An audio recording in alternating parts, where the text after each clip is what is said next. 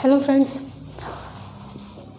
हमने पिछली जो हमारा सेशन था या लेक्चर था, हमने यहाँ तक इसको स्टडी कर लिया था, इसको यहाँ तक डिस्कस कर लिया था। ठीक है कि और ये भी देख लिया था कि जब फूड हमारा यहाँ पे ये ट्रैवल करता है तो इस वाले मोशन को क्या बोलते हैं?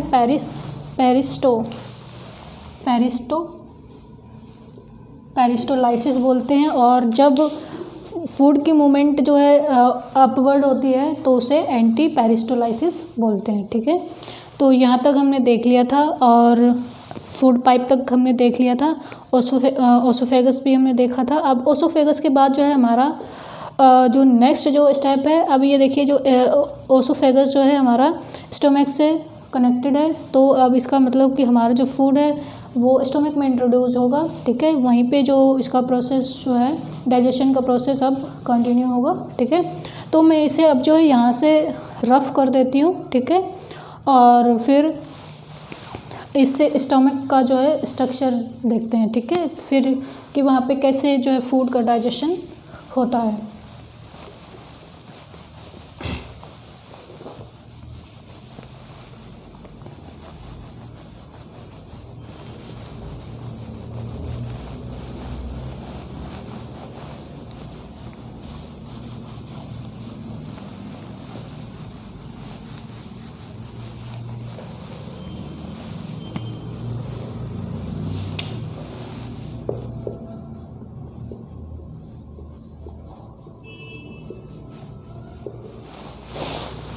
तो ये देखिए हमारा यहाँ तक हो गया था। अब हम इस स्टेप पे हैं। ठीक है, आज जो थोड़ा अंधेरा सा होगा क्योंकि आज जो है लाइट है नहीं और काफ़ी देर तक आएगी भी नहीं, तो लाइट की काफ़ी प्रॉब्लम है, तो इसलिए थोड़ा अंधेरा रहेगा। ठीक है, तो उसे थोड़ा एडजस्ट कर लेना। ओके, और अब स्टोमक में देखते हैं कि क्या प्रोसेस होता है, कैसे डाइजेशन प्रोसेस जो है होगा हमारा। ठीक है, तो यहाँ पे मैं एक रफ फिगर बनाती हूँ। ठीक है, ये एक्चुअली बिल्कुल वैसे ही नहीं है जैसे कि हमारे बॉडी के अंदर अरेंजमेंट होता है इन ऑर्गन्स का, सिर्फ एक समझने के लिए एक रफ डायग्राम है। ठीक है, तो ये देखिए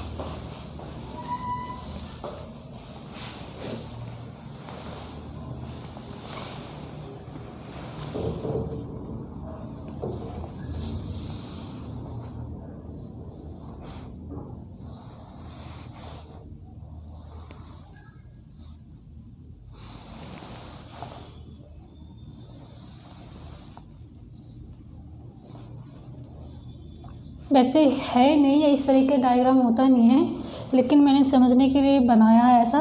ठीक है, तो ये यहाँ पे देख लीजिए, ये हमारा लीवर है। ठीक है, और यहाँ पे गोल ब्लैडर है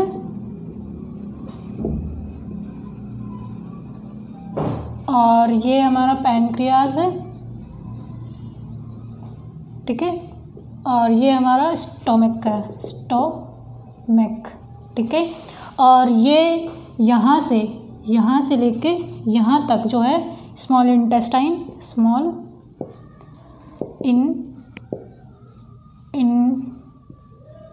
है।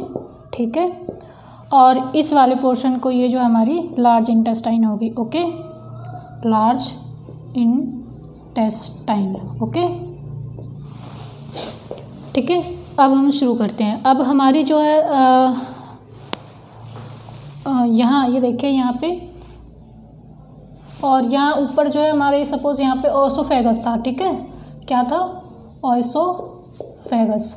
ठीक है, ये चीज़ था। तो ऑसोफेगस यहाँ कनेक्टेड है। ऑसोफेगस के बाद अब फूड हमारा यहाँ पे आया, ठीक है। अब फूड यहाँ पे आने के बाद स्टमक में आ गया, ठीक है। अब स्टमक में आने के बाद यहाँ पे क्या होता है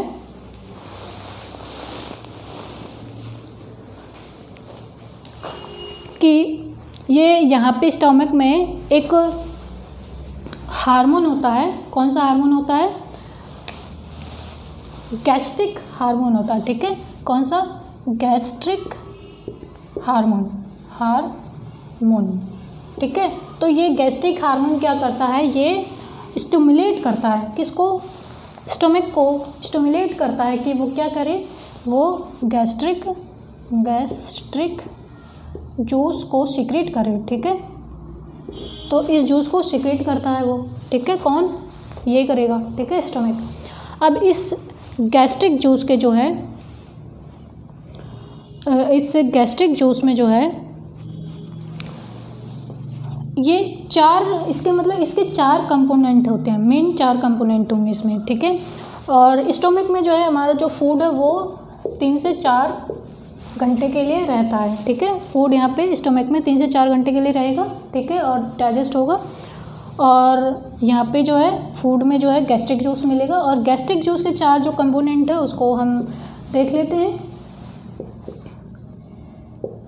पेप्सिन, ठीक है, पेप्सिन होता है, रेनिन होता है, हाइड्रोक्लोरिक एसिड होता है, और 4th वन इज़ वाटर, ठीक है। तो ये 4 जो कंपोनेंट हैं जो कि गैस्ट्रिक जूस को मिलकर बनाते हैं, मतलब गैस्ट्रिक जूस में ये सब चीज़ें होती हैं, ठीक है। तो अब इस स्टोमक के अंदर जो इसने गैस्ट्रिक जूस जो सीक्रेट किया है, तो ये इसके अंदर जो पेप्सिन होता है, ये पेप्सिन क्या करता है? ये पेप्सिन करता है क्या? ये प्रोटीन को डाइजेस्ट करता है, ठीक है। और ये क्या करता है? ये करता है प्रोटीन से पेप्टाइड में, यहाँ पे मेनली जो है प्रोटीन से पेप्टाइड में जो है इसको ब्रेक डाउन करता है, ठीक है। और रेनिन क्या करता है कि जो मिल्क के अंदर एक कैसिन, ठीक है, कैसिन प्रोटीन होता है, इसको डाइजेस्ट करता है। कौन? रेनिन करता है, ठीक है। इन दोनों की बात हो गई हमारी अब, ठीक है। और अब है हाइड्रोक्लोरिक एसिड। अब हाइड्रोक्लोरिक एसिड अगर आपने कभी ध्यान से स्कूल टाइम में पढ़ा होगा केमिस्ट्री में, तो ये जो हाइड्रोक्लोरिक जो है एक एसिड है। क्या है ये? एसिड है, ठीक है, ये एसिड है। और ये बहुत ही स्ट्रॉन्ग एसिड होता है, बहुत ज़्यादा स्ट्रॉन्ग। जो बाहर जो ये देखते हैं ना, ये तेज़ाब देखते हैं, ये उससे भी बहुत तेज़ होता है, ठीक है।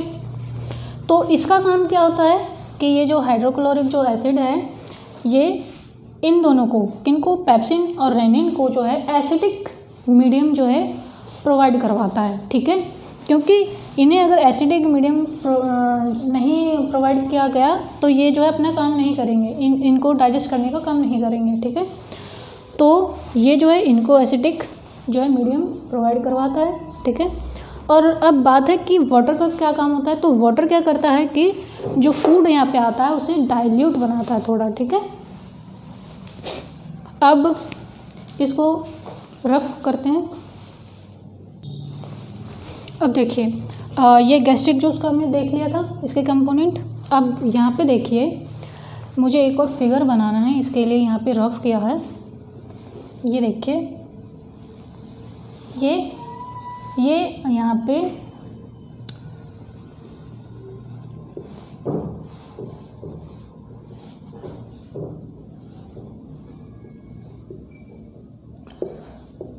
ठीक है। तो ये जो थोड़ा कर्व्ड वाली जो लेयर है, ये जो है ये क्या है? ये म्यूकस लेयर है, ठीक। किसके अंदर है? ये स्टोमक के अंदर है। मतलब ये मैंने स्टोमक को ही यहाँ पे बनाया है, ठीक है, एक अलग से फिगर बनाया इसका। तो ये स्टोमक के अंदर एक लेयर होती है जिसे क्या है? जिसका नाम क्या होता है, म्यूकस, ठीक है।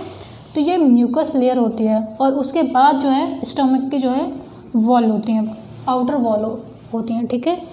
अब इसके बताने का रीज़न ये है कि इसमें जो हमने अभी देखा था ना हाइड्रोक्लोरिक एसिड जो बहुत स्ट्रॉन्ग होता है, तो क्या होता है कि ये जो अगर हमारे स्टमक में अगर फूड नहीं होता है, ठीक है, यानी ये खाली रहेगा यहाँ पे, तो क्या करता है कि ये जो स्टमक है ये इसको जो है यहाँ इसको पार करके जो है यहाँ स्टमक की जो वॉल है, आउटर वॉल है, इसको जो है हर्ट करता है, ठीक है, इसको हार्म करता है, ठीक है। तो वैसे जो ये जो म्यूकस लेयर है इसका जो काम क्या है कि यही है कि इस हाइड्रोक्लोरिक एसिड को जो है आउटर वॉल तक ना पहुंचने दे, इसका यही जो है काम होता है म्यूकस लेयर को। लेकिन जब इसके अंदर स्टमक के अंदर जो है फूड वगैरह नहीं होता है, खाली होता है, तो ये हाइड्रोक्लोरिक क्या करता है कि इस म्यूकस लेयर को भी पेनिट्रेट करके इसको भी मतलब कि तोड़ते हुए या पेनिट्रेट करते हुए जो है यहाँ तक पहुँच जाता है, ठीक है। और इसको जो है यहाँ पे जो है हार्मफुल, यहाँ पे हम इसको जो है यहाँ पे फिर इसको जो है हार्म कर देता है, ठीक है। और हार्म कर देता है इसका मतलब क्या है, एक मिनट,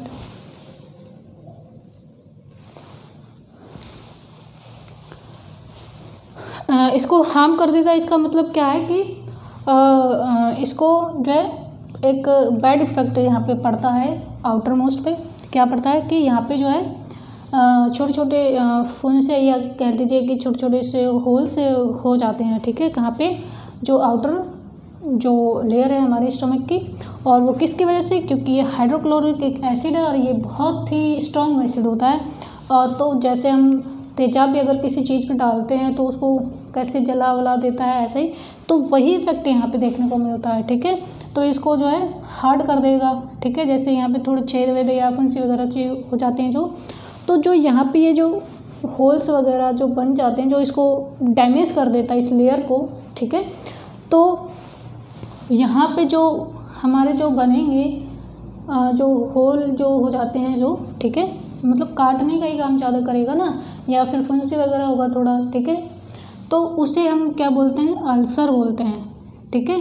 तो जब अगर कभी आपको डॉक्टर कहते हैं कि अल्सर हो गए हैं, तो वो इसी की वजह से होते हैं, किसके, हाइड्रोक्लोरिक की वजह से। और क्यों होते हैं, क्योंकि स्टमक में जो है काफ़ी टाइम तक जो है फूड नहीं रहा होगा, ठीक है। अब हमने ये बात समझ ली कि ये अल्सर की क्या कहानी है, ठीक है, अल्सर क्यों हो जाता है और कैसे होता है, ठीक है।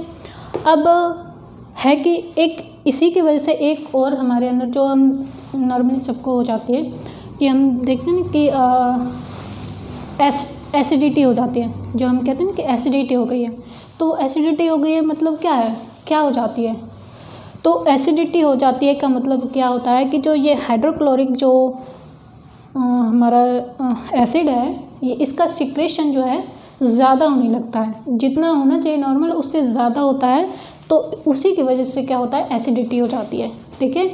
और जो एसिडिटी हो जाती है और अगर उसको हमें कम करना हो तो मैग्नीशियम हाइड्रोक्साइड, मैग्नीशियम हाइड्रोक्साइड को जो है यहाँ पे यूज़ किया जाता है, ठीक है, मिल्क ऑफ मैग्नीशिया। तो इसका यूज़ कर लेंगे तो एसिडिटी जो है कम हो जाएगी, ठीक है। अब ये बात हो गई हमारी क्या, स्टमक तक की, ठीक है। अब आगे बात करते हैं।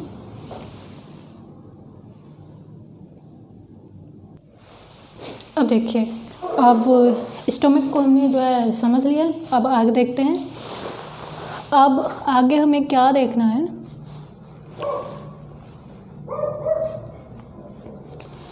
कि अब फूड का जो हमारे यहाँ पे जो भी डाइजेस्टिव जो भी प्रोसेस होना था यहाँ हो गया। अब इसके बाद यहाँ पे आएगा, ठीक है, अब हमारा फूड यहाँ आएगा, यहाँ एंटर क्या, और ये है क्या चीज़, स्मॉल इंटेस्टाइन, ठीक है। अब स्मॉल इंटेस्टाइन है तो ये देखिए एक छोटा पार्ट, क्योंकि जो स्मॉल इंटेस्टाइन है इसके 3 पार्ट होते हैं, ठीक है, 3 पार्ट होते हैं। स्मॉल इंटेस्टाइन के भी होते हैं और इसके भी लार्ज इंटेस्टाइन के भी 3 पार्ट होते हैं, ठीक है।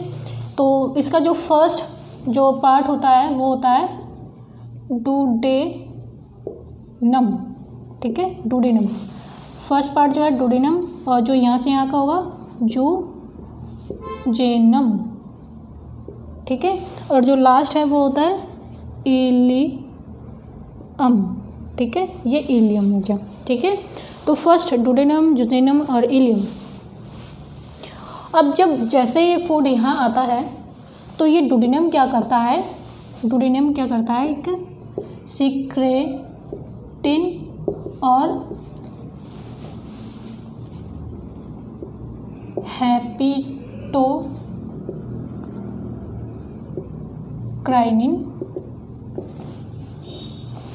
इन दो हार्मोन का सिक्रेशन करता है, ठीक है। सिक्रेटिन और हैप्पिटोक्राइनिन, ये 2 हमारे हार्मोन कौन सिक्रेट करेगा, डुडेनम करेगा, ठीक है।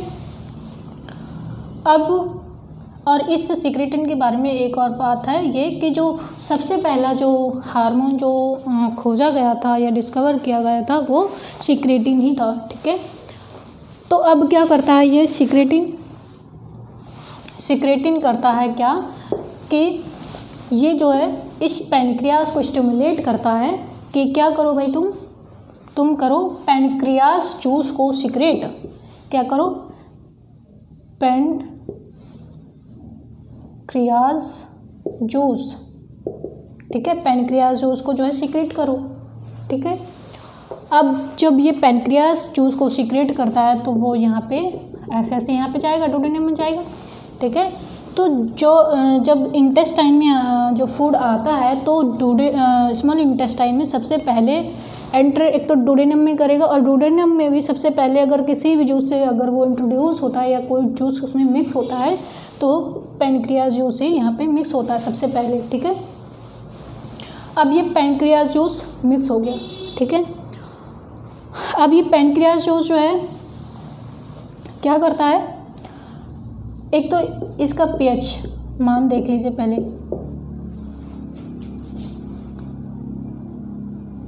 पीएच मान जो है ऐसे कुछ इसका पीएच मान होता है यहाँ पे, ठीक है। और अब इसका जो पीएच मान है ये देख लिया। अब ये क्या करता है, जो पैनक्रियाज जूस है ये जो है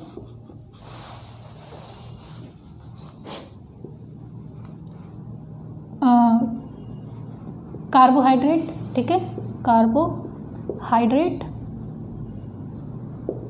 प्रोटीन और फैट, इन तीनों का ही क्या करता है, इन तीनों को ही जो क्या करता है, डाइजेस्ट करता है। हमारे जो फूड में जो 3 जो वैसे काफ़ी सारे न्यूट्रिएंट होते हैं जब हम लेते हैं, तो जैसे कार्बोहाइड्रेट हो गया, प्रोटीन हो गया, फैट हो गया, विटामिन्स हो गए, ये सब होते हैं, लेकिन डाइजेशन सिर्फ इन तीनों का ही होता है, बाकी जो है डाइजेशन में हेल्प करते हैं, ठीक है, उनका डाइजेशन नहीं होता है, ठीक है। तो इन तीनों का ही डाइजेशन होना है, ठीक है। और ये पैनक्रियाज जो है इन तीनों का ही डाइजेशन करता है और इन तीनों का ही डाइजेशन करता है। तो इन तीनों को जैसे यहाँ पे इसका डाइजेशन करने के लिए क्या होता है, एमाइलेज होता है, एमाइलेज होता है। इसके लिए ट्रिप्सिन, ट्राइमोट्रिप्सिन होता है, ट्रिप्सिन और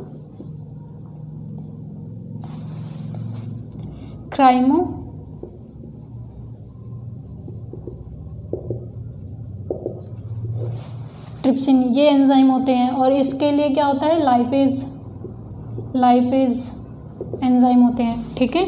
तो इन तीनों के लिए ये इसके लिए एमाइलेज, के लिए ट्रिप्सिन, ट्राइमोट्रिप्सिन और लाइपेज, ठीक है। इन तीनों एंजाइम्स का यूज़ करके इनका जो है डाइजेशन करता है पैनक्रियाज जूस। और जिन सब का डाइजेशन होना है उन सब का भी ये जो है डाइजेशन कर रहा है। इसीलिए क्योंकि इन सब का ही डाइजेशन कर रहा है, इसीलिए इसको जो क्या बोलते हैं, कंप्लीट डाइजेस्टिव जूस, ठीक है, क्योंकि जितनों का डाइजेशन होना है उन सबका कर रहा है ये, ठीक है। अब हमारे यहाँ पे बात हो गई कि किस किस का इसने जो है डाइजेशन करना है। अब बात आती है कि ये जो डुडेनम है, डुडेनम में क्या होता है, डुडेनम में होते हैं ब्रूनर्स ग्लैंड, ठीक है, ब्रूनर्स ग्लैंड। तो ये जो ब्रूनर्स ग्लैंड है ये क्या करते हैं, ये करते हैं, ये सिक्रेटिन की तो बात समझ में आ गई है ना, ठीक है। ये जो है पैनक्रियाज को स्टिमुलेट करेगा और ये जो है पैनक्रियाज जो सिक्रेट करेगा और इन सबका जो है डाइजेशन करेगा, ठीक है। और ये भी देख लिया कि इसे जो है कंप्लीट डाइजेशन जूस बोलते हैं क्योंकि इन तीनों चीज़ों का ये जो है डाइजेशन कर रहा है, ठीक है। तो अभी इसको जो है यहाँ से हटा देते हैं, ठीक है। अब ब्रूनर्स, तो ये जो ब्रूनर्स जो ग्लैंड है ये कहाँ मिलती हैं, डुडेनम में। वैसे अगर देखा जाए कि कहाँ मिलते हैं तो स्मॉल इंटेस्टाइन में मिलती हैं, लेकिन अगर और प्रिसाइजली और ज़्यादा डिफ़िकल्ट क्वेश्चन बनाकर अगर उससे पूछा जाए तो वो डुडेनम, जुजेनम, इलम, कोलन या रेक्टम में से कुछ नाम देगा। तो फिर कहाँ पे जाएगा, ये डुडेनम में। तो डुडेनम में है ये क्या, ब्रूनर्स ग्लैंड। और ये ब्रूनर्स ग्लैंड क्या करती हैं, ये इंटेस्टाइन जूस को जो है सीक्रेट करती हैं, ठीक है। इंटेस्टाइन जूस को सीक्रेट करती हैं और ये इंटेस्टाइन जो जूस है ये क्या करता है, ये कार्बोहाइड्रेट एंड प्रोटीन, ठीक है, प्रोटीन का डाइजेशन करते हैं। तो कार्बोहाइड्रेट को पचाने के लिए यहाँ पे क्या होता है, यहाँ पे होता है माल्टेज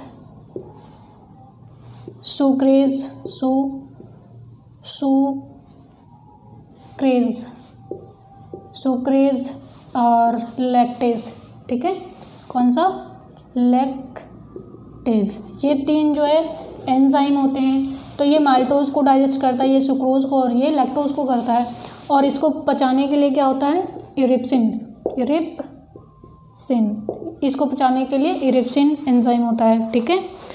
तो ये बात हो गई हमारी कि ब्रूनर्स से जो है इंटेस्टाइन जूस जो है सीक्रेट होता है और ये जो है कार्बोहाइड्रेट और प्रोटीन का जो है डाइजेशन करता है और इसके डाइजेशन के लिए ये तीनों एंजाइम होते हैं और इसके लिए इरिप्सिन एंजाइम होता है, ठीक है।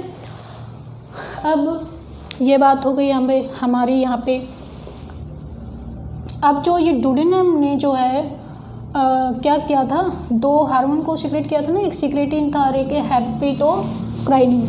अब सिक्रेटिन का तो काम जो है हो गया, अब हैप्पिटोक्राइनिन का काम रह गया है, ठीक है। तो हैप्पिटो, यहाँ पे इस वर्ड पे ध्यान दीजिए। तो हैप्पिटो को जो है एक तरह से किसके लिए यूज़ होता है, लीवर के लिए यूज़ होता है, ठीक है। हैप्पिटो जो है लीवर को ही बोला जाता है वैसे, ठीक है। तो ये जो हैप्पिटोक्राइनिन जो हार्मोन है ये क्या करता है, लीवर को स्टिमुलेट करता है कि तुम क्या करो, तुम जो है बाइल जूस को सीक्रेट करो, ठीक है। तो ये बाइल जूस सीक्रेट करता है। अब ये बाइल जूस सीक्रेट करता है और फिर यहाँ से सीक्रेट होगा, यहाँ जाएगा, यहाँ जाएगा, यहाँ जाएगा और यहाँ जाएगा, यहाँ स्टोर होता है, ठीक है। यहाँ स्टोर करता है ये, ठीक है, ठीक है, यहाँ स्टोर हो गया। और एक और बात समझ लीजिए, अब जैसे हमने इंटेस्टाइन जूस को देखा कि वो कार्बोहाइड्रेट और प्रोटीन को डाइजेस्ट कर रहा था, और जो पैनक्रियाटिक जो जूस था, पैनक्रियाज जो जूस था वो तीनों चीज़ का, कार्बोहाइड्रेट, प्रोटीन और वसा तीनों का ही पाचन कर रहा था। और वाइल जूस जो है क्या करता है, ये फैट का डाइजेशन करता है ये, ठीक है। लेकिन जो इंटेस्टाइन जो था उसमें एंजाइम थे, रिप्सिन थे और माल्टोज वगैरह, ये एंजाइम यूज़ हो रहे थे डाइजेशन के लिए। और पैनक्रियाटिक जो जूस था उसमें भी एंजाइम थे डाइजेशन के लिए, लेकिन इसमें कोई एंजाइम नहीं होता, ठीक है, इसमें कोई एंजाइम नहीं होता। तो कभी कभी कोई क्वेश्चन फॉर्म हो जाता है इस पे, वाइल जूस पे, कि ऐसा कौन सा जूस है जो जिसमें कि कोई एंजाइम नहीं होता, क्योंकि हमारे बॉडी में सिर्फ 4 ही जो है जूस होते हैं। इंटेस्टाइन होता है, गैस्ट्रिक जूस होता है, पैनक्रियाटिक जूस होता है और बाइल जूस होता है। तो इसमें कोई एंजाइम नहीं होता, बाकियों में एंजाइम होते हैं, ठीक है। अब ये यहाँ पे, ठीक है, और फिर यहाँ से ये जो है यहाँ पे चला जाता है, ठीक है। अब हमने कभी सुना है, हमने भी सुना है कि पथरी नाम की कोई चीज़ सुनी है, पथरी यानी कि स्टोन। तो स्टोन क्या हो जाता है, स्टोन जो है इसी में बनते हैं, और वो किसकी वजह से बनते हैं, ये वो बनते हैं कैल्शियम ऑक्सलेट, कैल्शियम ऑक्सलेट की वजह से बनते हैं। और अगर इसको जो रिमूव करना हो तो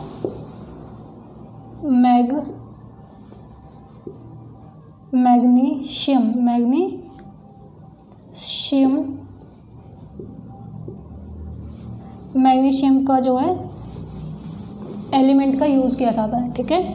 मैग्नीशियम का जो है यूज़ किया जाता है किसके लिए, कैल्शियम ऑक्सलेट यानी स्टोन को इसकी वजह से, इसके मतलब एक्यूमुलेशन यानी इसके डिपोजिशन की वजह से जो स्टोन क्रिएट होता है, और इसको रिमूव करने के लिए मैग्नीशियम का जो है यूज़ किया जाता है, या ये जो है हेल्प करता है ये एलिमेंट, ठीक है।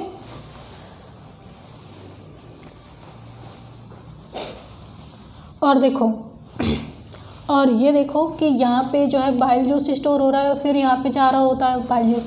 लेकिन जब क्या होता है कि ये यहाँ पे स्टोन हो जाते हैं, और इतने ज़्यादा स्टोन हो जाते हैं कि फिर मतलब कि कोई मतलब कि अब उसको जो है टॉलरेट नहीं कर पाएंगे, या जो है बहुत ज़्यादा मतलब अब इसको मतलब हटाना जो है ज़रूरी हो जाता है, क्योंकि जब तक स्टोन कम मात्रा में होते तब तक तो जो है कि मेडिसिन या ट्रीटमेंट के थ्रू जो है स्टोन को हटा दिया जाता है। लेकिन इतने हो जाते हैं कि इसको नहीं हटाया जा सकता है, तो क्या होता है, इसको काट दिया जाता है, और इसको फिर क्या करते हैं, ये जो है इसको यहाँ पे, इसको जो है यहाँ पे ऐसे डायरेक्ट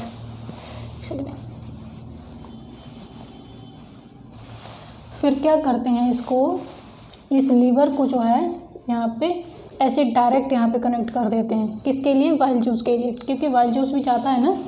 तो फिर जो है इसकी जो कहानी जो है यहाँ से इसको हटा दिया जाता है, ठीक है, इसको हटा दिया जाता है, ठीक है। अब ये बात हमने यहाँ तक देख ली, ठीक है। ब्रूनर्स ग्लैंड हो गया हमारा, हेपेटोक्राइनिन जो हो गया, ठीक है।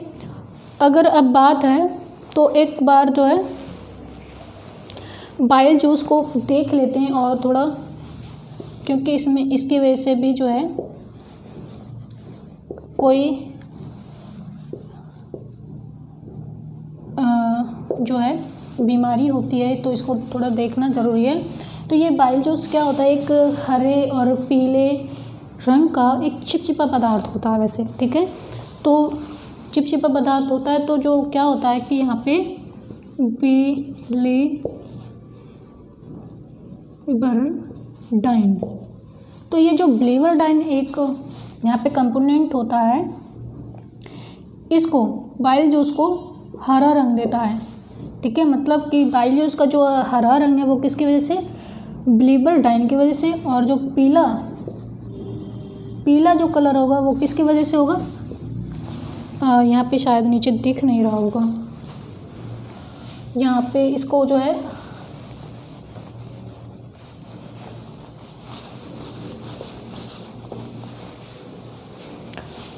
हाँ, तो ये जो बाइल जूस है, बाइल जूस जो है क्या है, एक हरा या हरे पीले रंग का चिपचिपा पदार्थ है, ठीक है, चिपचिपा पदार्थ, ठीक है, ये होता है, ठीक है। एक हरे पीले रंग का चिपचिपा पदार्थ होता है। तो जो हरा रंग होता है वो किसकी वजह से होता है, बिलीवर्डाइन की वजह से होता है। और जो पीला रंग होता है वो किस कंपोनेंट की वजह से होता है, बिलीरुबिन। और जो ये चिपचिपा किसकी वजह से होता है, वो होता है कोलेस्ट्रॉल, ये कोलेस्ट्रॉल की वजह से होता है, ठीक है। अब ये कोलेस्ट्रॉल की वजह से होता है, पीला रंग बिलीरुबिन की वजह से होता है, हरा रंग बिलीबरडाइन की वजह से होता है, ठीक है। अब क्या है कि जो हरा और पीला रंग ये रंग है ना, ये इन दोनों की वजह से हो रहा है। तो कभी कभी क्या मतलब क्वेश्चन अराइज हो सकता है कि जो वाइल्ड जूस है उसके पिगमेंट किसकी वजह से आते हैं, यानी कि जो पिगमेंट जो वर्णक होते हैं वो उनके क्या नाम है। तो इन्हें वाइल्ड जूस का जो है पिगमेंट कंपोनेंट भी बोला जाता है, क्योंकि ये इसको हरा रंग दे रहा है और ये इसको पीला रंग दे रहा है, ठीक है। अब ये भी होता है अराइज कि इनका पीला या हरा रंग जो है क्यों होता है, किस वजह से हो रहा है, ठीक है। तो ये जो है इनको इन बिलीबरडाइन और बिलीरुबिन का जो इस तरह का मतलब जो बनते हैं वो बनते हैं किसकी वजह से बनते हैं, ये चीज़ इनका जो मतलब क्रिएशन जो होगा वो कब होता है, जब आरबीसीज क्या होती हैं, नष्ट होती हैं, आरबीसी डेस्ट्रॉय होती हैं, ठीक है, डेस्ट्रॉय होती हैं। जब आरबीसी डिस्ट्रॉय होती हैं तो ये बनती हैं, और जब ये बनते हैं तो हरे पीले रंग जो है पाइल जूस में आता है, ठीक है। अब ये बात हो गई। अब अगर हमारे जो है कभी कभी जो है पीलिया होता है ना, तो उसके पीछे की कहानी ये होती है क्योंकि ये बिलीरुबिन और बिलीबरडाइन जो है आरबीसी के नष्ट होने से हो रहा है, मिल रहे हैं, ठीक है, और इनकी वजह से इसका पीला रंग हो रहा है, ठीक है, ठीक है। तो एक सेकेंड रुकना।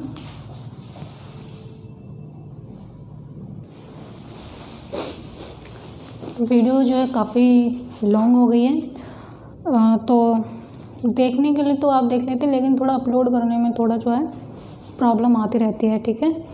तो कोई नहीं, इसको कंप्लीट ही कर लेते हैं, वरना फिर एक और पार्ट बनाना पड़ जाएगा, ठीक है। तो हाँ, मैंने ये कहा था कि हाँ ये जो आरबीसीज हैं, ठीक है, तो इसका मतलब ये है कि जब हमें हमारा जो स्किन का कलर जो थोड़ा येलोइश हो जाता है, तो इसका मतलब क्या है कि बाइल जो उसमें बिलीबरडाइन बिलीरुबिन की क्वांटिटी बढ़ गई है, और इनकी क्वांटिटी बढ़ गई तो इसका क्या मतलब है कि आरबीसी ज़्यादा डिस्ट्रॉय हो रही हैं, आरबीसी ज़्यादा डिस्ट्रॉय हो रही है। तो इसका मतलब कि हमारे लीवर में कुछ तो गड़बड़ है, और कुछ गड़बड़ है तो मतलब हमारी आरबीसीज भी ज़्यादा नष्ट हो रही है, इसका मतलब हमारे ब्लड से रिलेटेड भी कुछ ना कुछ तो इशू होगा, ठीक है। और जो लीवर है इसका भी जो है ये भी ठीक काम नहीं कर रहा है, ठीक है। तो जो हमारा जो येलोइश स्किन का जो येलोइश या ग्रीनिश जो कलर होता है वो किसी वजह से होता है, वो इसी पाइल जूस की वजह से होता है, ठीक है।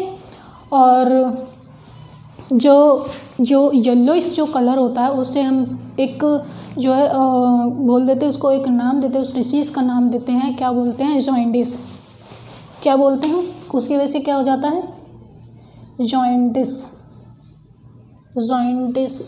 ठीक है, जॉइंडिस नाम उसको जो है देते हैं, ठीक है। तो मतलब कि पीलिया हो जाता है, ठीक है, पीलिया रोग, ठीक है,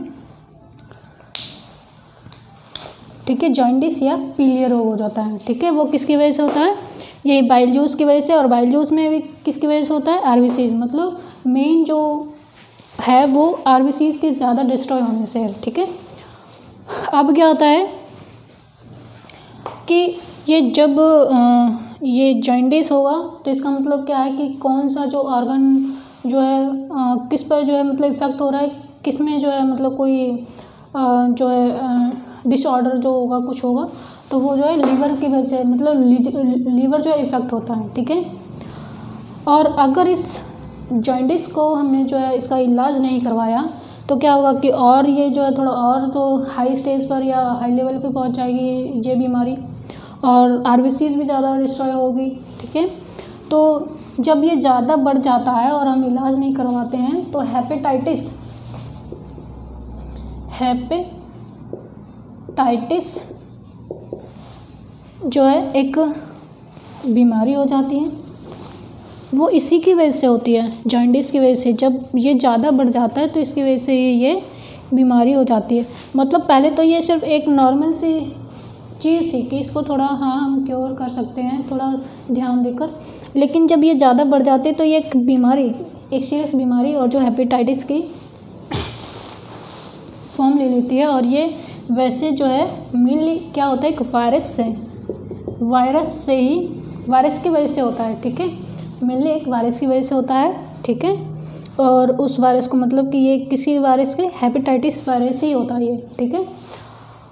और ये जो हेपेटाइटिस वायरस है ये 5 तरह के होते हैं। कौन कौन से? A, B, C, D और E और J। सॉरी, ये 5 नहीं 6 तरीके के होते हैं ये हेपेटाइटिस जो वायरस हैं, जिनकी वजह से ये जॉन्डिस यानी एक हेपेटाइटिस जो डिजीज़ हो रही है, ये 6 तरीके के होते हैं। और जो इंडिया में जो मोस्टली जो इफ़ेक्ट करते हैं वो बी हेपेटाइटिस बी करते हैं, ठीक है। तो यहाँ तक कहानी हमारी जो है हो गई है, ठीक है। अब हम जो है थोड़ा डुओडेनम से थोड़ा ज़्यादा आगे चलें हैं। अभी ये हमारी डुओडेनम में ही कहानी चल रही थी, अब डुओडेनम से हम जूजेनम में चल रहे हैं। अब जो है जूजेनम में, यहाँ जूजेनम है, जूजेनम। अब मैं थोड़ा फास्ट बताऊंगी क्योंकि वीडियो ज़्यादा ही लॉन्ग हो रहा है, ठीक है।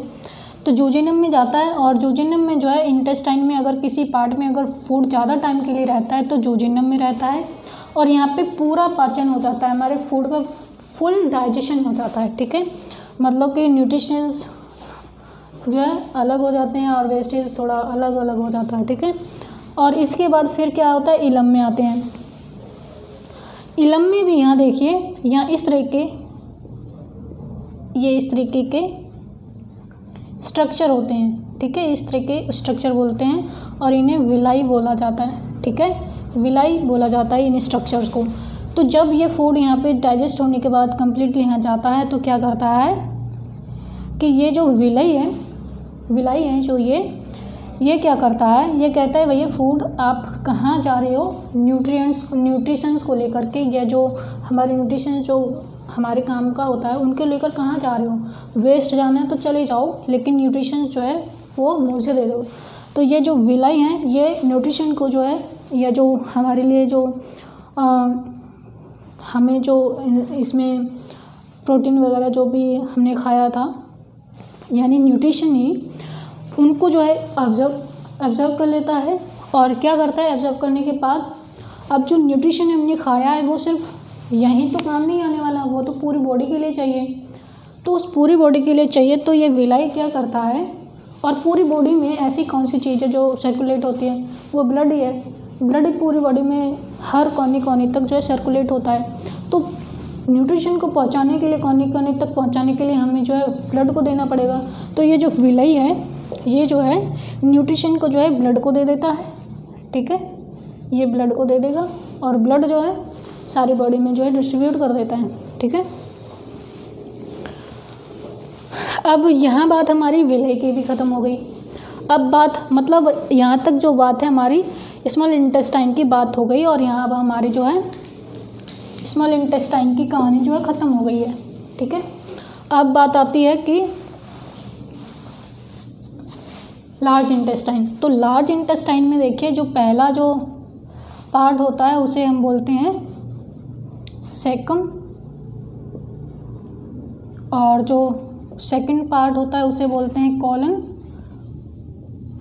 और जो थर्ड पार्ट होता है उसे बोलते हैं रेक्टम, ठीक है। तो ये जो सेकम है, सेकम और इलम आपस में जुड़े हैं तो यही कनेक्टिंग पॉइंट होते हैं, ठीक है, इलम और सेकम। यहाँ अब फूड जाता है तो क्या होता है कि यहाँ वेस्टेज ही जा रहा है, तो यानी कि इलम जो है सिकम जो है क्या कम करता है, वेस्टेज को जो है कॉलन तक लेके जाता है, ठीक है। कहाँ तक लेके जाता है, वेस्टेज को कॉलन तक लेके जाएगा, ठीक है। और कॉलन क्या करेगा, कॉलन में भी क्या होता है कि यहाँ पे एक ई कोलाई नाम के जो है बैक्टीरिया होते हैं। ये बैक्टीरिया क्या करते हैं, जो वाटर की एक्सेस क्वांटिटी होती है उसको सक करते हैं, ठीक है। अब जैसे हमने ये सुना होगा ना कि हमें जो लूज मोशन हो जाते हैं वो क्यों हो जाते हैं, तो यहाँ पे वही है कि जब हमें लूज मोशन हो जाते हैं इसका मतलब कि जो ई कोलाई जो बैक्टीरिया है हमारे लार्ज इंटेस्टाइन में, उनकी क्वांटिटी कम हो गई है, वो एक्टिव नहीं है, उन्होंने क्या है वाटर को एब्जॉर्ब नहीं किया। जब वो वाटर को एब्जॉर्ब नहीं किया होता है तो तभी जो है हमें क्या होते हैं, लूज मोशन होते हैं, ठीक है। और जो ये रेक्टम क्या करता है, रेक्टम जो है वेस्ट को फिर जो है इजेक्शन का काम कर देता है, ठीक है। अब डेफिकेशन, ठीक है, मतलब डेफिकेशन करेगा या फिर इजेक्शन ये यहाँ पे कर देता है, ठीक है। तो यहाँ अब हमारी जो है पूरी जो है डाइजेशन जो है ख़त्म हो जाता है, ठीक है।